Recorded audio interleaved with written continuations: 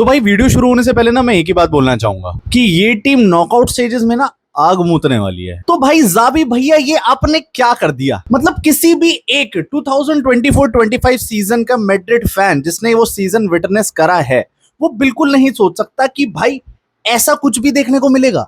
मतलब real Madrid के पास finally एक सिस्टम है खेलने का। तुम मुझे ये बता रहे हो कि जो भी पासिंग चल रही है उसका एक मोटिव है। तुम मुझे ये मतलब गलतफहमी हो रही है या सपने में हूं कि हमारा मिडफील्ड फाइनली वापस आ गया, वो खेल रहा है भाई टोनी भैया के जाने के बाद से। और यहां पर इस पूरे गेम में, इस पूरे ग्रुप स्टेज में, इस पूरे टूर्नामेंट में रियल मैड्रिड का जो एकदम चेंज ऑफ गेम पेस हमें सारा बिल्कुल सब कुछ ऐसा देखने को मिला है ना जो शायद ही किसी ने सोचा होगा। भाई यहां पर मैं सिर्फ एक सपना और एक डिलूजनल में था कि भाई क्या क्या हम कुछ कर पाएंगे। पर भाई जो जावी भैया चुम्मेश्वरी फुटबॉल तुमने इन लौंडों को खिलाया है, क्योंकि यही लौंडे हमारे पास कार्लो भैया के साथ भी थे लेकिन ऐसा फुटबॉल नहीं देखने को मिला। तो हेलो गाइस, क्या हाल है सभी के? तो जो इस चैनल पर न्यू आए हैं उनको मैं बता दूं, माय नेम इज हंस गुप्ता और मैं बनाता हूं फुटबॉल से रिलेटेड सब कुछ ऑन इंस्टाग्राम एंड यूट्यूब। तो नीचे जल्दी से जाके सब्सक्राइब का बटन ठोक दो, एक बेल का आइकन बना होगा घंटी का, वो भी बजा देना जिससे मेरी आगे आने वाली वीडियोस आपको मिलती रहेंगी। तो आइए जल्दी से शुरू करते हैं कि भाई कैसे रियल मैड्रिड ने ग्रुप स्टेजेस में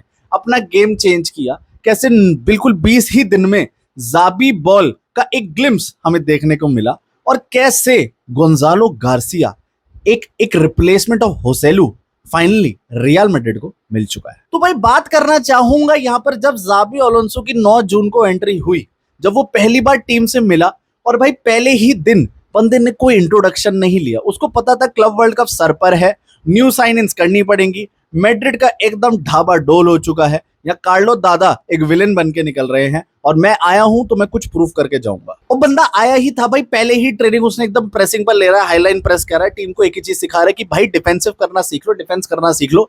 तुम ना बॉल लूज करने के बाद सिर्फ दांत दिखाते हो। ओए ओए ये फोटो किसने लगा दी? ओए अब लौंडा बढ़िया खेल रहा है हमारा, अब कुछ नहीं सहेंगे हम उसके अगेंस्ट। 9 तारीख के बाद 10, 11, 12 2-3 कुछ ट्रेनिंग सेशन हुए ही थे कि भाई यूएस जाना पड़ गया, क्लब वर्ल्ड कप आ रहा है, भाई कैसे खेलेगी रियल मैड्रिड। बहुत सारे रियल मैड्रिड क्रिएटर्स, फैन सब पागल हो रखे थे भाई, पूरी हाइप बन चुकी थी कि भाई जाबी अलोंसो आ चुका है। जैसे जिदेन आया था ना एक ex midfielder as a coach, एक थ्योरी लगा दी भाई सबने कि यहाँ पर हम 3-पीट करने वाले हैं, अब यूसीएल फिर से 3-पीट होगा, अब तो ट्रेबल आएगा। और भाई फिर पहला गेम हुआ अल हिलाल के अगेंस्ट, हम ड्रॉ खेले जहां पर रियल मैड्रिड ने एक बहुत ही बुरी प्रदर्शन दी और भाई सबने एकदम बोलना शुरू कर दिया कि अबे ये जाबी अलोंसो है, अबे ये फुटबॉल है, अबे ये खिलाएगा। बट भाई Xabi Alonso had some other plans. The way he started after every match, उसने बस एक ही चीज बोली कि तुम हर एक मैच के बाद ना रियल मैड्रिड का एक बेहतरीन रूप ही देखने वाले हो। और भाई वो हुआ। What real Madrid did against Salzburg, भाई ऐसी टीम, ऐसी परफॉर्मेंस, ऐसा मिडफील्ड, ऐसा अटैक, ऐसा डिफेंस नहीं देखा होगा भाई। लोग बहुत ज्यादा डीन हॉस्टन को बोल रहे थे कि अबे बोर्नमूथ से उठाया डिफेंडर है, क्या कर लेगा। तुम बोल रहे थे भाई ट्रेंट आ गया, देखना वो ना वो बाल्दे, Nico Williams, Rafina, lamin Yamal, पता नहीं किस किस के नाम लगा दिए थे सर्टेन फैन बेस ने कि भाई देखना ये क्या करेगा। भाई दोनों ने ना आग मूद दी है थर्ड गेम में। मतलब साल्जबर्ग के अगेंस्ट तो ट्रेंट ऐसा चला है। हाँ मैं जानता हूँ उसका डेब्यू अच्छा नहीं चला, ठीक है, उसका सेकंड गेम वाज ओके, लेकिन तीसरे गेम में जो बंदे ने आग लगाई है ग्राउंड में, जिस हिसाब से वो बॉलें डाल रहा है, वो कहीं से भी बॉल को कैसे भी घुमा देता ना, एकदम साफ सीढ़ी सी, भाई कोई नहीं कर सकता ये चीज। मैं नहीं कह रहा ट्रेंट तू डिफेंड कर, मैं नहीं कह रहा ट्रेंट तू वापस आ, तू भाग, बस तू एसिस्ट देता जा, तेरा गेम आ रहा है, तू आ जाएगा, तेरे टचेस थोड़े ऑन ऑफ है वो आ जाएंगे, मैं जानता हूँ, लेकिन जब आ जाएंगे ना तू लेगा कॉर्नर टेकिंग क्विकली और भाई ओरिगी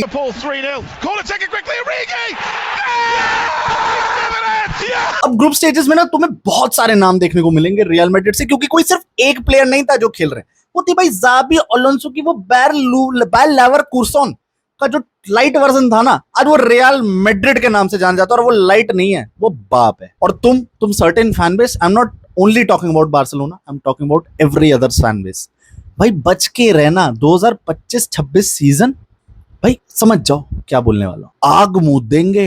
अब साल्जबर्ग का जब मैच शुरू होता है ना, विनीसियस जूनियर का हेयर स्टाइल चेंज हो चुका था, यहाँ पर सब लोग खुश, पूरा फैन बेस, पूरे बाकी प्लेयर भी खुश कि भाई फाइनली बंदे ने वो एक्सटेंशन कटवा ली है, वो पता नहीं क्या झाड़ झुक्कड़ सा कीड़ा बन के आ गया था, लेकिन अब ये 2023 वाले बाल कैसे दिख रहे हैं। वहीं से मुझे भनक लग गई थी कि भाई आज ऐसा रियल मैड्रिड मूतेगी ना, आज विनीसियस जूनियर जो हाल करेगा ना भाई वो कोई नहीं झेलने वाला। और उसने वही किया, पहले 4-5 मिनट बंदा थोड़ा ढीला ढाला हो रहा था, वो अपने पूरे मन से प्रेस नहीं कर रहा था, ठीक है, बॉल मिली छूट रही थी, फ्रैन गार्सिया उसके साथ वो लॉकअप नहीं कर पा रहा था, लेकिन जब चलना शुरू हुआ, जब उसने कहा कि now it is my prime time, और विनीशियस जूनियर हमेशा से करता है, हम सबको पता है कि भाई वो बॉल लेता है, आराम से थोड़ी देर गेम को देखता है, पासिंग करता रहता है, ज्यादा ज्यादा बकचोदी नहीं करता।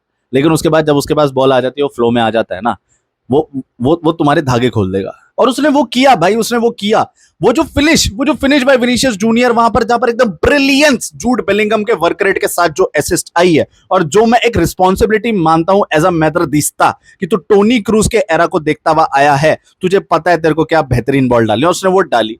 विनीशियस ने भाई change of pace, change of direction एकदम, और भाई लेफ्ट फुट वीक फुट से इतनी बढ़िया प्लेसमेंट।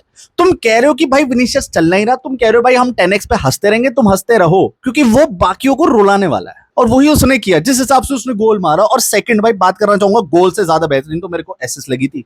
वहां मेरे को वो गुटी हर्नांडिस की बेंजेमा वाली असिस्ट याद आ गई, द अनसेल्फिश प्ले भाई, क्योंकि विनीशियस चाहता तो वो फिनिश कर देता, चाहे उसका एंगल बनता नहीं बनता, वो एंगल घुमा देता, विंगर है भाई वो, ब्राजीलियन विंगर। लेकिन उसने ना वेलवर्डे को एकदम परोस के बोल दी थी कि ले भाई तूने पेनल्टी मिस की थी ना भाई, ले भाई, सब कह रहे थे ना कि बौका 14 भाई कैसे मारेगा, भाई ले तू मार गोल, क्योंकि तू नहीं मारेगा तो कौन मारेगा। और फेडरिको वेलवर्डे कीपर के ठीक 2 यार्ड दूर बॉल लेके खड़ा है।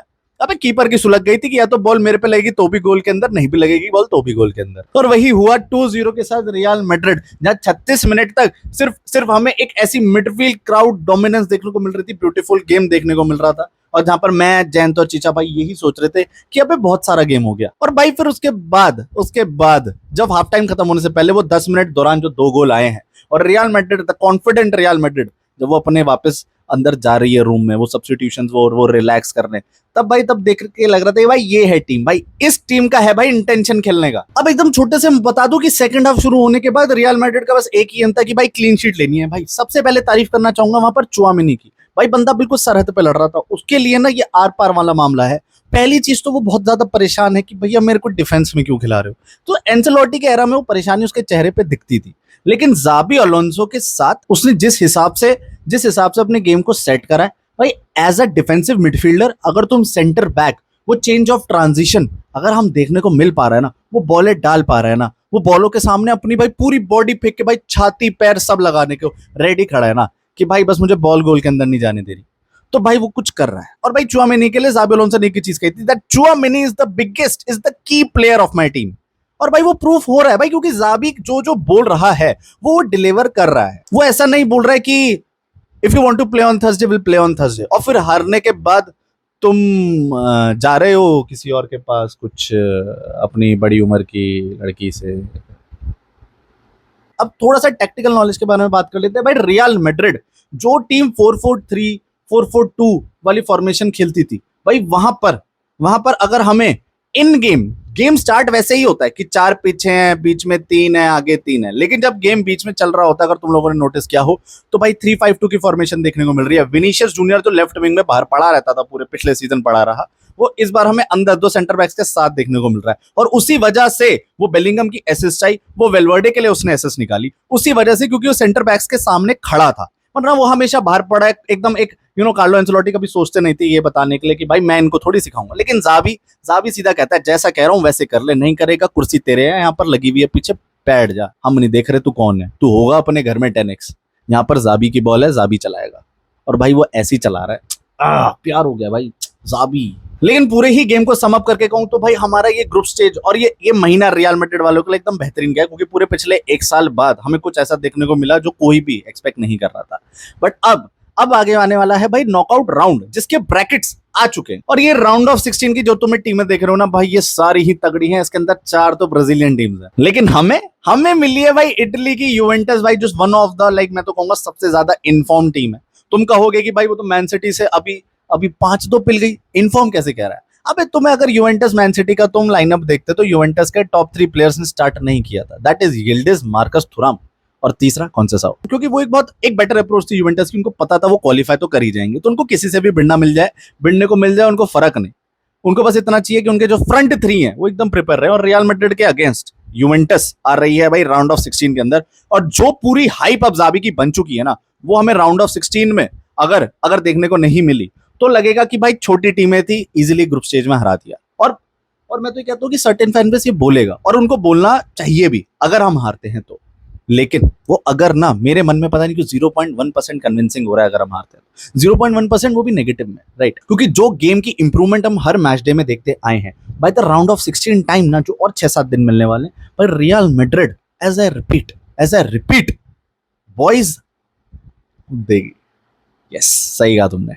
और भी राउंड ऑफ 16 में बहुत बेहतरीन मैच देखने वाले हैं, लेकिन रियल मैड्रिड की एक चीज है कि भाई हमें ना, हमें ऊपर जाना है, हमें इंटर से भिड़ना पड़ेगा, हमें शायद बायर्न म्यूनिख से भिड़ना पड़ेगा, हमें शायद पीएसजी से भिड़ना पड़ेगा, ठीक है? लेकिन अगर हमने क्लब वर्ल्ड कप उठा लिया, तुम लोग बस देखते जाओ, खेती होने वाली है जी। ट्रेबल अपने घर होगा। और मैं ये तुम अभी भी यही सोच रहे होंगे कि भाई हंस भाई को एक चांटा मार दूं और बोल दूं भाई उठ जा, तू बहुत ओवर कॉन्फिडेंस में तो नहीं जी रहा, तू सपने में तो नहीं है? भाई नहीं हूं भाई, आज मैं छाती ठोक के बोल रहा हूं मैं नहीं हूं। ये रियल मैड्रिड कुछ और है भाई। तो अब आखिरी तक आ ही गए हो तो सब्सक्राइब का बटन तो दबा ही दिया होगा, बस अब वीडियो को लाइक करना बिल्कुल मत भूलना। और अपने उस Barcelona, Bayern Munich, Liverpool, Premier League fans, Bundesliga fans को ये वीडियो भेजना बिल्कुल मत भूलना, क्योंकि भाई इनको बता दो ये जो रियल मैड्रिड आ रही है ना, with all the tactical 3-5-2, 4-4-3, different type of substitution, squad depth, बढ़िया प्लेयर्स, भाई ये ना नेक्स्ट सीजन और इस क्लब वर्ल्ड कप में भी, और वो तुम्हें पता है मैं क्या बोलने वाला हूं, तो भाई बस जल्दी से भेज दो, ठक ठकाटक सब्सक्राइब का बटन ठोक देना। मिलते हैं आपसे अगले वीडियो में भाई, हाला मत, बाय बाय।